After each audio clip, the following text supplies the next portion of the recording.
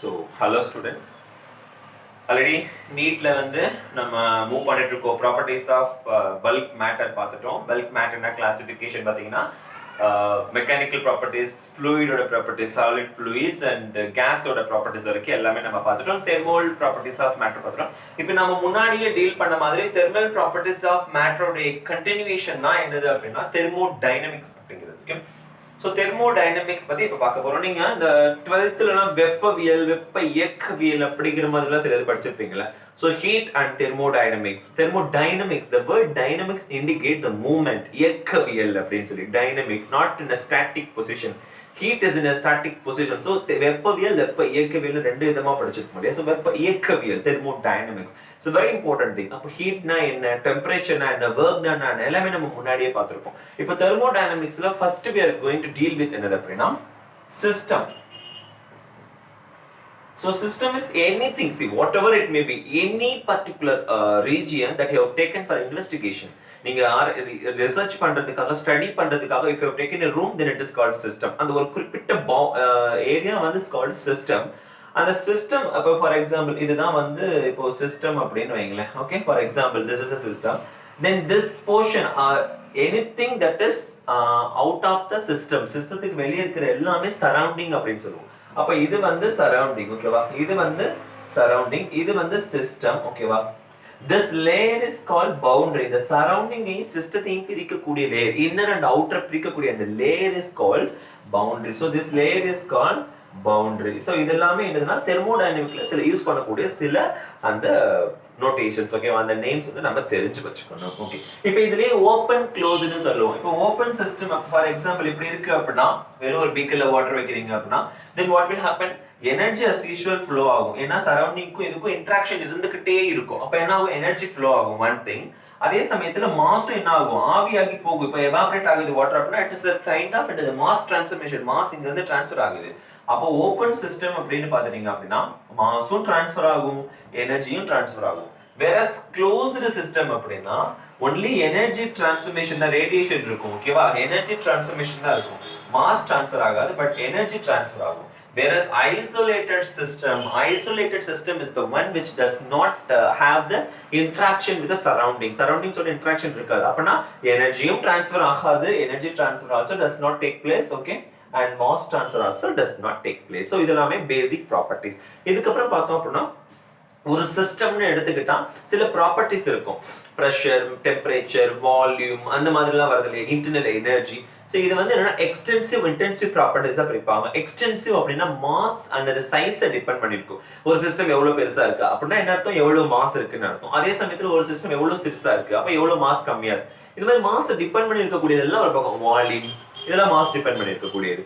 அதே மாதிரி pressure, temperature எல்லாம் வால்யூம் டிபெண்ட் பண்ணி இருக்காது. Those and all does not depend on the mass and அந்த சைஸ் டிபெண்ட் பண்ணி இருக்காது. ஓகே, சோ அது என்ன நீங்க பாத்தீங்க. அப்புறம் ஸ்டேட் ஃபங்க்ஷன், பாத் ஃபங்க்ஷன் சொல்லுவாங்க. ஃபார் எக்ஸாம்பிள் இப்போ வர்க் பாத்தீங்கன்னா இந்த ஒரு பாயிண்ட் இன்லெட் அவுட்லெட்னா throughout the system work done ஆகும்.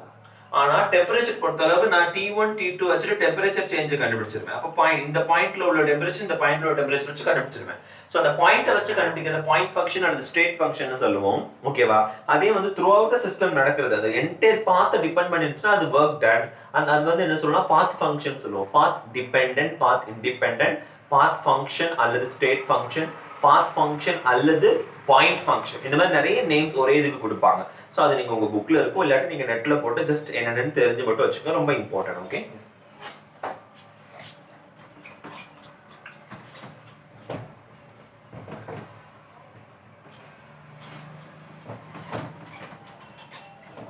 நெக்ஸ்ட் பாத்தீங்க அப்படின்னா ஈக்லிபிரியம் பத்தி பார்க்க போறோம். இப்போ இதுலயே உள்ள ஈக்லிபிரியம், ஆல்ரெடி நம்ம ஈக்லிபிரியம்னா கெமிக்கல் அண்ட் மெக்கானிக்கல் எல்லாம் பார்த்துட்டோம், பிசிக்கல், கெமிக்கல் ஈக்லிபிரியம். இப்போ இதுல உள்ள ஈக்லிபிரியம் பாத்தீங்கன்னா தெர்மல் ஈக்லிபிரியம். அதுனா thermal equilibrium A and B அப்படிங்கிற ஆப்ஜெக்ட் வந்து இந்த இதனுடைய டெம்பரேச்சர், இதோட டெம்பரேச்சர் ரெண்டுமே கான்டாக்ட்ல வைக்கும்போது, ஃபார் எக்ஸாம்பிள் இது வந்து 100 டிகிரி செல்சியஸ் இருக்குப்பா, இது வந்து 0 டிகிரி செல்சியஸ் இருக்கு. அப்ப இது ரெண்டையும் கான்டாக்ட் பண்ணும்போது ரெண்டும் ஒரே temperature 50 degree Celsius 50 degree Celsius attain ஆகுது இல்லையா, that is called thermal equilibrium. ரெண்டு ஆப்ஜெக்ட்டும் ஒரே டெம்பரேச்சர்ல வரணும். மெக்கானிக்கல் ஈக்லிபிரியம்னா என்னன்னா ரெண்டுமே கான்டாக்ட்ல இருக்குன்னா இது மேல ஆக்ட் ஆகக்கூடிய ஃபோர்ஸும் இது மேல ஆக்ட் ஆகக்கூடிய ஃபோர்ஸும் ஈக்குவலா இருக்கணும். ஃபோர்ஸ் வந்து அன்பேலன்ஸ்டா இருக்க கூடாது. Okay, next chemical equilibrium. No chemical reaction வந்து பேலன்ஸ் ஆகாம இருக்க கூடாது. அதுலமே கெமிக்கல் ரியாக்ஷனுமே ஈக்குலிபிரியம் அட்டைன் ஆயிருக்கும் கெமிக்கல் ஈக்குலிபிரியம். இந்த மூணுமே இருந்துச்சுன்னா அதாவது தெர்மல், மெக்கானிக்கல், கெமிக்கல் இந்த மூணுமே மூணு சமநிலை இருந்துச்சுன்னா அதுதான் வெப்ப இயக்கவியல் சமநிலை, தெர்மோடைனமிக் ஈக்குலிபிரியம்னு சொல்லுவோம். இந்த மூணுமே எந்த சிஸ்டத்துக்கு இருக்கோ that is called thermodynamic equilibrium. Okay, thermodynamic equilibrium. Okay, that's it. Next பாத்தீங்கன்னா the equilibrium வச்சு ஒரு கான்செப்டை கிரியேட் பண்றாங்க, that is zeroth law of thermodynamics. அது zeroth law அப்படினா ஒண்ணுமே கிடையாது. அது first law of thermodynamics, second law of thermodynamics நீங்க பார்த்திருப்பீங்க. அதுக்கு முன்னாடி தான் zeroth law. ஓகேவா? so zeroth law of thermodynamics, zeroth law. okay, what it says அப்படினா it is to define temperature, to find out the temperature of a body. For example, இது எந்த கான்செப்ட்ல application, real life application, hospital போற நம்ம temperature measure பண்ணுவாங்க. so the thermometer they keep inside our mouth இல்லையா? அப்ப அந்த இடத்துல என்ன ஆகும் அப்படின்னா தெர்மோமீட்டர் கோல்டா இருக்கும், நம்ம உடம்பு ஹீட்டா இருக்கும். அந்த உடம்புல இருந்து ஹீட் அப்படியே அந்த தெர்மோமீட்டருக்கு டிரான்ஸ்மிஷன் ஆகும்போது ரெண்டுமே ஒரே டெம்பரேச்சர், பாடி டெம்பரேச்சருக்கு அந்த தெர்மோமீட்டர் வந்துரும். that is called thermal equilibrium. thermal equilibrium to find the temperature, that is the principle used in the அதுல வந்து யூஸ் ஆகுற principal zeroth law. zeroth law என்ன சொல்லுது அப்படின்னா இது வந்து ஆப்ஜெக்ட் C, இதோட வந்து ஆப்ஜெக்ட் A தனியா கனெக்ட் ஆயிருக்கு, ஆப்ஜெக்ட் B தனியா கனெக்ட் ஆயிருக்கு. அப்ப A யும் C யும் தெர்மலி ஈக்குலிபிரியம் அட்டைன் ஆயிரும், B யும் C யும் தெர்மலி ஈக்குலிபிரியம் அட்டைன் ஆயிரும். அப்படினாலே என்ன மீனிங்? இன்டைரக்டா A B சேர்ந்திருந்தா என்ன தெர்மலி ஈக்குலிபிரியம் ரெண்டுக்கு இடையில இருக்குமோ அந்த ஈக்குலிபிரியம் இந்த ரெண்டுக்குள்ளே அட்டைன் ஆயிரும். அப்போ A is thermally equilibrium with C, B is individually equilibrium with C, then automatically A and B are said to be in thermal equilibrium. அவ்வளவுதான். ரெண்டுமே தனித்தனியா இன்னொருத்தவங்களோட காமன் பர்சன் C யோட கான்டாக்ட் இருந்தாங்கன்னா இது thermal equilibrium, இது thermal equilibrium. அப்ப என்ன ஆகும்? இது 50 டிகிரி செல்சியஸ் இருக்குன்னா இது 50 டிகிரி செல்சியஸ் ஆகும். அப்ப இது அதே 50 டிகிரி செல்சியஸ் இண்டிவிஜுவல் ஆகும். அப்ப இது 50 இது 50னா அப்ப இது ரெண்டுமே ஈக்குலிபிரியமா இருக்குன்னு அர்த்தம். சிம்பிள். ஓகே, சோ இது zeroth law of thermodynamics. இதுக்கு அப்புறம் இன்டர்னல் எனர்ஜி பத்தி ஒரு கான்செப்ட் சொல்லுவாங்க. ஆல்ரெடி ஹீட்னா நம்ம பார்த்தோம். இப்போ இன்டர்னல் எனர்ஜி என்னன்னா அந்த மாலிகுல்ஸ் பொசஸ் பண்ணிருக்கக்கூடிய எனர்ஜி. ஃபார் எக்ஸாம்பிள் ஒரு சிஸ்டம் அப்படின்னு எடுக்கிறீங்க அப்படின்னா மாலிகுல்ஸ் வந்து ரேண்டமா மூவ் ஆகலாம், இல்லாட்டி ரொட்டேட் ஆகலாம் மாலிகுல்ஸ், இல்லாட்டி என்ன பண்ணலாம் வைப்ரேட் ஆகலாம் அந்த சிஸ்டம். இந்த மாதிரி மூவ்மெண்ட் ஆனாலே அந்த இடத்துல கைனடிக் எனர்ஜி வந்துரும். ஓகேவா? அதுக்கப்புறம் குறிப்பிட்ட அந்த every molecule has some kind of potential energy இல்லையா? அப்ப அந்த potential energy EK plus EP which is equal to என்னது இன்டர்னல் எனர்ஜி U. இன்டர்னல் எனர்ஜிங்கிறது பாத் டிபெண்டன்ட் கிடையாது, it's a state function. Change in internal energy பாத்தீங்கன்னா U1 minus U2 அந்த change in internal energy வந்து அப்படிதான் நீங்க கண்டுபிடிப்பீங்க. ரெண்டு பாயிண்ட் வச்சு தான் கண்டுபிடிப்பீங்க. அப்போ ஒரு சைக்கிளிக் ப்ராசஸ் எடுக்கிறீங்க அப்படின்னா இந்த பாயிண்ட்ல ஆரம்பிச்சு இந்த பாயிண்ட்ல வந்து இப்படி முடியுது சைக்கிளிக் ப்ராசஸ். அப்போ 1 2 3 மூணு ஸ்டேட் இருக்கு. அப்போ இந்த பாயிண்ட்ல ஒரிஜினல் ஸ்டேட்டுக்கே ரிட்டர்ன் ஆயிருதுன்னா அப்ப சேஞ்ச் இன் இன்டர்னல் எனர்ஜி என்னவா இருக்கும்? ஜீரோவா இருக்கும். ஓகேவா? ஒரு சைக்கிளிக் ப்ராசஸ்க்கு change in internal energy zero. Internal energy ஜீரோன்னு சொல்லல, change in internal energy zero. ரெண்டு ஸ்டேட் ஃபங்க்ஷன் அந்த திருப்பி அதே பொசிஷனுக்கு வருது. அப்ப del U will be 0. சரி, இன்டர்னல் எனர்ஜி வந்து நம்ம நார்மல் எனர்ஜியோட அது கன்ஃபியூஸ் பண்ணிக்க கூடாது. அதுக்கு உங்க புக்ல அழகா எக்ஸ்பிளைன் பண்ணிருப்பாங்க.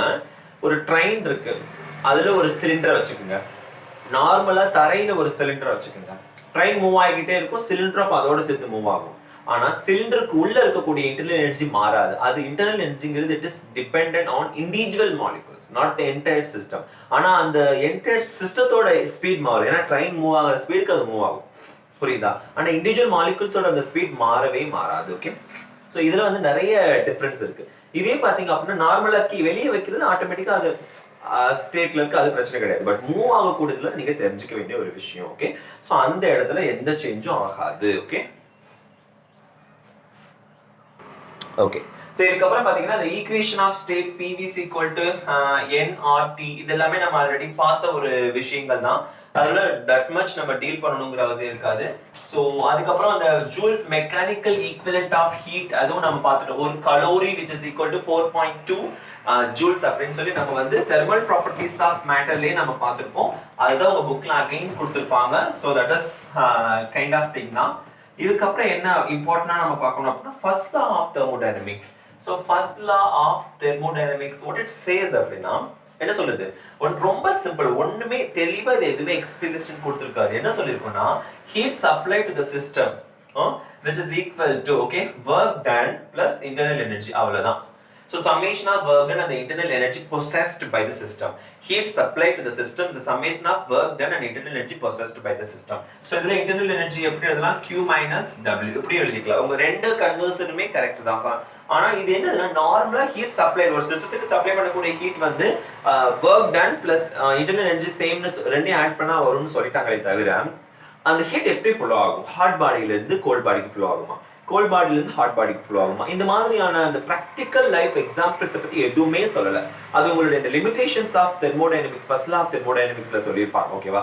அது ஒரு கிளான்ஸ் பாத்துக்கங்க. அதுக்கப்புறம் ப்ராசஸ் அப்படின்னு வர்றப்ப பாத்தீங்கன்னா ஃபர்ஸ்ட் வால்யூம் கான்ஸ்டன்ட்டா வச்சு தான் என்ன சாரி ப்ரெஷரை கான்ஸ்டன்ட்டா வச்சு தான் என்ன பண்ணுவாங்கன்னா அந்த ஒர்க் டன் ஃபார்முலாவை டிரைவ் பண்ணுவாங்க.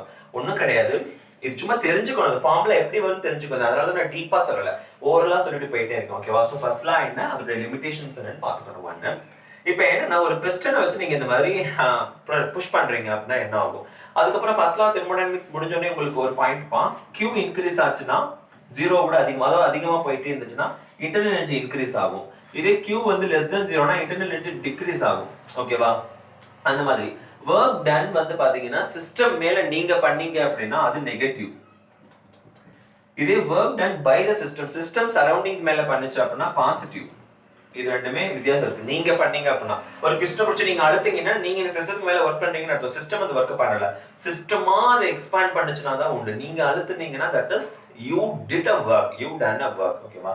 ஸோ அப்போ இந்த மாதிரி இப்போ நார்மல் பிஸ்டன் இருக்குப்பா, எக்ஸ்பான்ஷன் கம்ப்ரஷன் ப்ராசஸ் நடக்கும். ஓகே, பிஸ்டன் இப்போ இந்த இடத்துல வந்து ப்ரெஷர் வந்து நான் கான்ஸ்டன்டா வச்சுக்கிறேன்ப்பா, டெம்பரேச்சர் கான்ஸ்டன்டா வச்சுக்கிறேன். ஓகே, அப்படியே இருக்கட்டும். ஓகே, ஆனா இது மூவ்மெண்ட் ஆகும்போது கண்டிப்பா வந்து என்ன ஆகும்னா ஒரு பர்டிகுலர் டிஸ்டன்ஸ் மூவ் ஆகும். dxங்கிற டிஸ்டன்ஸ், dxங்கிற டிஸ்டன்ஸ் மூவ் ஆகுதுன்னா ஏரியாவோட மல்டிப்ளை பண்ணுச்சுன்னா வால்யூம் சேஞ்ச் ஆகும்னு அர்த்தம். ஏரியாவும் டிஸ்டன்ஸும் மல்டிப்ளை ஆனதா வால்யூம்.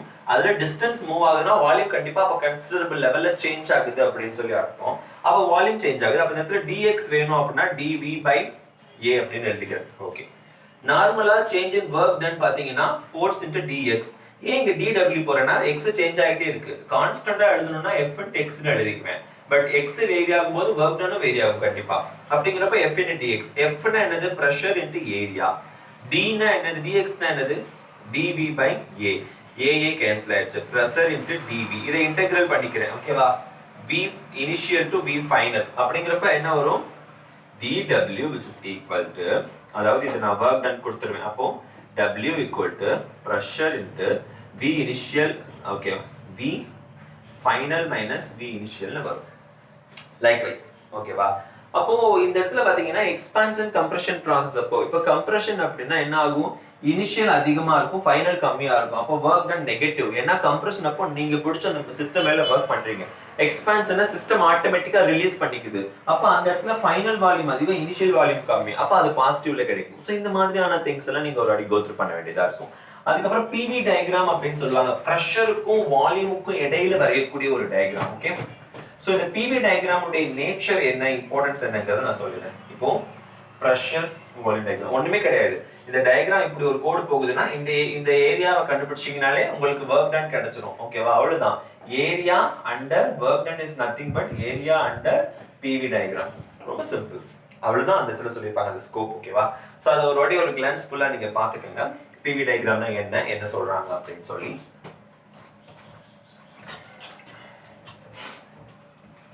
So next பாத்தீங்கன்னா உங்களுக்கு 5 ப்ராசஸ் இருக்கும். அதுல உங்க புக்ல 4 ப்ராசஸ் பத்தி சொல்லியிருப்பாங்க. அந்த 4 ப்ராசஸ்மே கொஞ்சம் தெளிவா நீங்க அந்த ஃபார்முலா மட்டும் கடைசியா டேபிள் காலம் இருக்கும், அந்த டேபிள் காலம்ல உள்ள ஃபார்முலா மட்டும் இம்பார்ட்டன்ட், அது போதும்.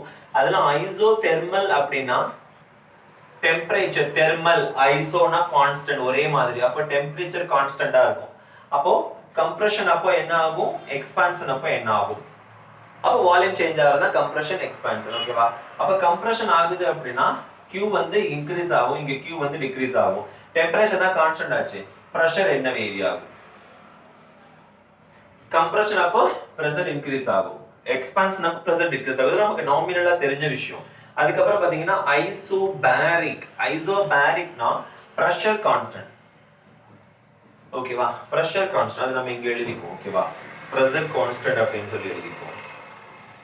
அப்போ கம்ப்ரஷன் எக்ஸ்பான்ஷன், கம்ப்ரஷன் அப்போ as usual ஹீட் இன்க்ரீஸ் ஆகும், ஹீட் டிக்ரீஸ் ஆகும். ஓகே, டெம்பரேச்சர் என்ன ஆகும், இன்க்ரீஸ் ஆகும், டிக்ரீஸ் ஆகும். as usual ஹீட் இன்க்ரீஸ் ஆச்சுனா டெம்பரேச்சர் இன்க்ரீஸ் ஆகும். ஐசோசோரிக்.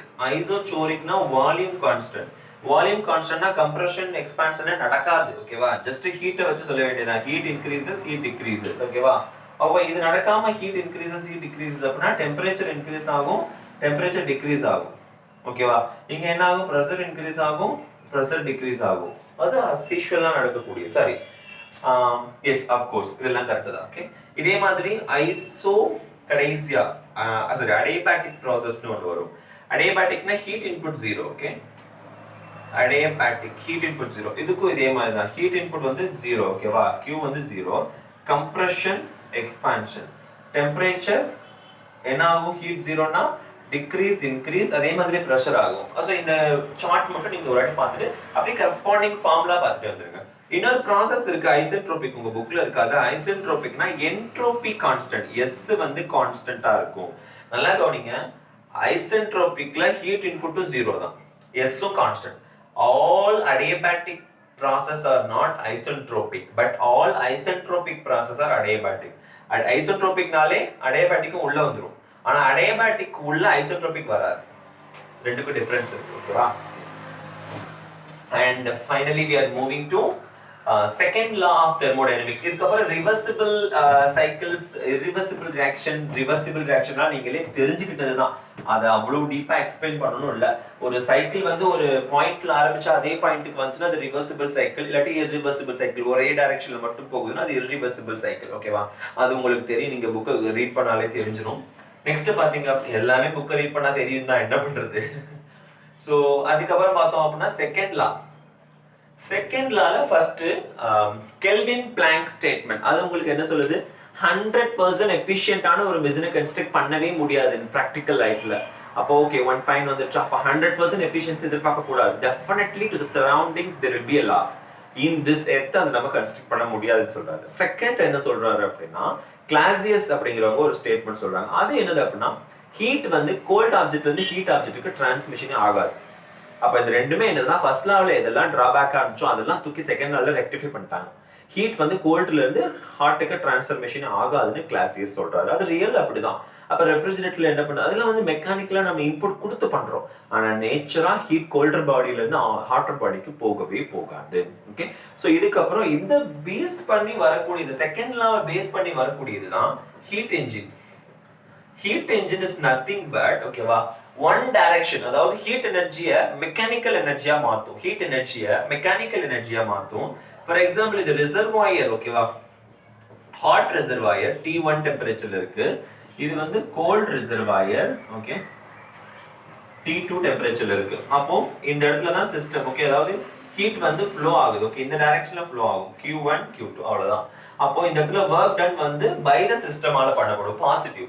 அப்ப எஃபிஷியன்சி வேணா அவுட்புட் பை இன்புட். அவுட்புட்னா வர்க் டன் டிவைட் பை இன்புட்னா Q1. அப்ப work done okay divide by Q1. அப்ப இதுல இருந்து என்ன வரும் அப்படின்னா T1. Q1 is directly based on T1. Wங்கிறது சேஞ்ச் இன் டெம்பரேச்சர். ஓகேவா? அப்ப கடைசியா உங்களுக்கு என்ன வரும்? T1 minus T2 divided by T1 ன்னு வரும், which is equal to 1 minus T2 by T1.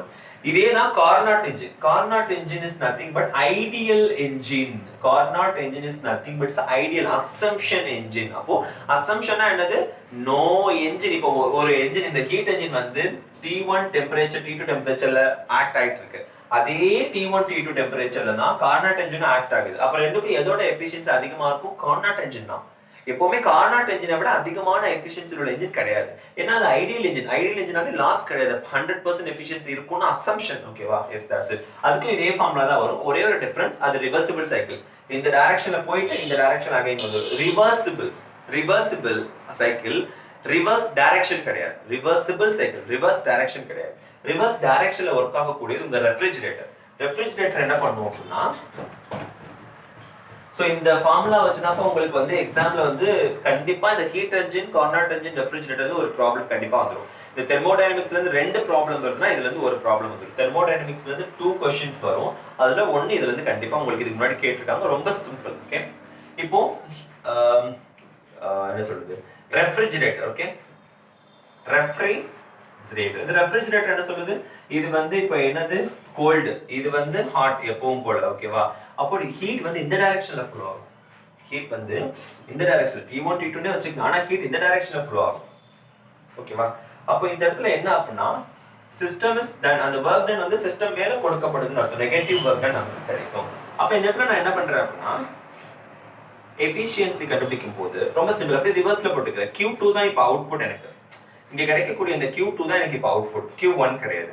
Divide by W. Input வந்து நான் தான் ஒர்க் டன் கொடுக்குறேன் இந்த இடத்துல. கொடுத்து கோல்டுல இருந்து மாத்துறேன். ஏன்னா நேச்சராவே ஹாட்ல இருந்து கோல்டுக்கு தான் போகும். ஆனா ஹீட் ரெஃப்ரிஜரேட்டர்ல கோல்டுல இருந்து நான் ஹாட்டுக்கு மாத்தணும் அப்படின்னா நான் தான் ஒர்க் கொடுக்கணும், எக்ஸ்டர்னலா பண்ணணும். நேச்சருக்கு அகைன்ஸ்ட் நான் பண்ணிட்டு இருக்கேன். அப்படிங்கிறப்போ Q2 தான் இந்த இடத்துல வந்து அவுட்புட் ஒர்க் டன். அப்ப என்ன வரும்?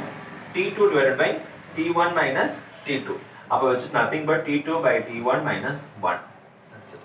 So up to this, all your thermodynamics, physics ல வர thermodynamics over, chemistry ல வரத next அடுத்த விஷயங்கள் நம்ம அடுத்த வீடியோல பார்ப்போம். கான்ஃபிடென்ட்டா படிங்க. Don't make it complicated. நிறைய படிக்க சந்தோஷமா எடுத்துக்கிட்டு படிச்சீங்கன்னா everything will be all right. Okay? Yes. Thank you.